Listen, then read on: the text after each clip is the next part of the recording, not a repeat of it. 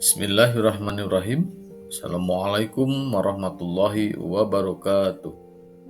Saya Ahmad Solihin SPD, bertugas di SDN 270 Gentrama Sekdas, CGP Angkatan 10, Kota Bandung. Izinkan pada kesempatan ini saya memaparkan demonstrasi kontekstual mengenai pemikiran filosofis Ki Hajar Dewantara. Pendidikan menurut Ki Hajar Dewantara yaitu menuntun segala kekuatan kodrat yang ada pada anak-anak, agar mereka sebagai manusia dan sebagai anggota masyarakat dapatlah mencapai keselamatan dan kebahagiaan setinggi-tingginya. Menurut Ki Hajar Dewantara, pendidikan dapat dikatakan juga sebagai tempat persemaian benih-benih kebudayaan. Sekolah diibaratkan sebagai ladang sawah, di mana biji padi diibaratkan sebagai potensi yang dimiliki oleh murid. Guru dikatakan sebagai petani. Proses pendidikan diibaratkan proses merawat dan menumbuhkan benih padi menjadi padi yang baik atau padi yang berkualitas. Dalam hal ini, karena potensi murid berbeda-beda, maka petani hanya dapat menumbuhkan biji padi menjadi padi. Petani tidak perlu mengharapkan biji padi tumbuh menjadi jagung. Artinya bahwa potensi murid berkembang sesuai dengan potensinya masing-masing. Inti dari filsafat pendidikan menurut Ki Hajar Dewantara adalah perubahan. Pendidikan dianalogikan sebagai tata surya yang selalu bergerak atau dinamis atau tidak statis. Pendidikan dan kebudayaan tidak boleh statis, tetapi harus terus bergerak, berkembang sesuai dengan kodrat alam dan kodrat zamannya. Kebudayaan menurut Ki Hajar Dewantara tidak ada yang sama, ada sebuah keberagaman di dalamnya. Kebudayaan berputar atau bergerak pada sumbu yang sama, yaitu nilai-nilai kemanusiaan. Ada 3 kerangka perubahan menurut Ki Hajar Dewantara, yaitu kodrat keadaan, prinsip melakukan perubahan, dan apa yang berubah. Kodrat keadaan terdiri dari kodrat alam dan kodrat zaman. Kodrat alam berkaitan dengan alam di mana masyarakat itu berada, tempat di mana mau ditinggal. Alam daerah pertanian tentunya akan berbeda dengan alam daerah pegunungan atau pantai. Kodrat alam akan membentuk kebiasaan masyarakat yang tinggal di dalamnya. Kebiasaan-kebiasaan ini akan membentuk sebuah kebudayaan. Sedangkan kodrat zaman berkaitan dengan waktu di mana masyarakat itu hidup. Walaupun alamnya sama, tapi keadaannya tidak akan sama dari waktu ke waktu.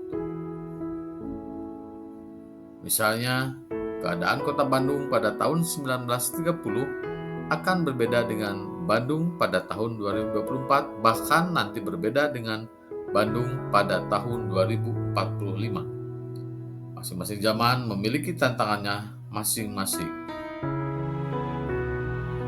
Tiap periode memiliki tantangannya sendiri sesuai dengan perubahan dan perkembangan kebutuhan dan gaya hidup masyarakat saat itu. Revolusi industri telah berkembang dari revolusi industri 1,0 sampai sekarang revolusi industri 4,0. Tantangan pendidikan sekarang adalah menyiapkan murid menghadapi dan berperan serta pada era revolusi industri 4,0. Ada 3 ajas yang disampaikan oleh Ki Hajar Dewantara dalam menerapkan prinsip melakukan perubahan, yaitu ajas trikon, terdiri dari 1. Kontinuitas, 2. Konvergensi, dan 3. Konsentris. Asas kontinuitas artinya bahwa perubahan itu harus terjadi secara terus-menerus di dalam masyarakat. Dalam konteks kontinuitas, bahwa pendidikan itu harus terus berubah mengikuti kodrat zamannya. Ketika kita melakukan perubahan, menurut Ki Hajar Dewantara, kita harus berdialog kritis dengan sejarah kita agar selalu terjaga proses perubahannya. Meskipun terus terjadi perubahan, tetapi kita harus menjaga nilai utama yang berkembang di masyarakat, tetap berakar pada identitas diri pada masyarakat tersebut. Asas yang kedua adalah harus konvergensi. Artinya bahwa perubahan-perubahan yang dilakukan harus menuju kepada satu titik yang memperkuat nilai-nilai kemanusiaan. Dalam konteks konvergensi, pendidikan harus memanusiakan manusia, memperkuat nilai-nilai kemanusiaan. Ajas yang ketiga adalah harus konsentris. Walaupun menuju pada sumbu atau nilai-nilai yang sama, tetapi kita tetap harus menghargai keragaman yang ada. Menurut azas konsentris, pendidikan harus menghargai keragaman atau keunikan murid dan memerdekakan pembelajar atau murid. Karena setiap murid berputar dan beredar sesuai orbitnya. Jika dianalogikan, murid sebagai planet-planet dalam tata surya yang memiliki sumbu dan orbit masing-masing. Kerangka perubahan yang ketiga menurut Ki Hajar Dewantara adalah apa yang berubah?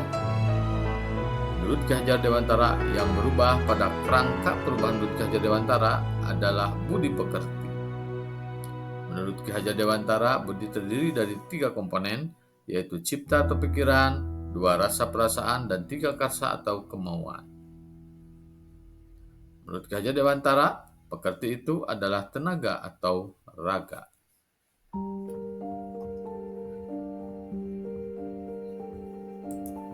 Dalam filosofis pendidikan Ki Hajar Dewantara, perubahan antara budi dan pekerti harus seimbang. Budi dan pekerti dilatih dengan olah cipta, menajamkan pikiran, olah rasa menghaluskan perasaan, olah karsa memperkuat kemauan, dan olahraga menyehatkan jasmani atau raga.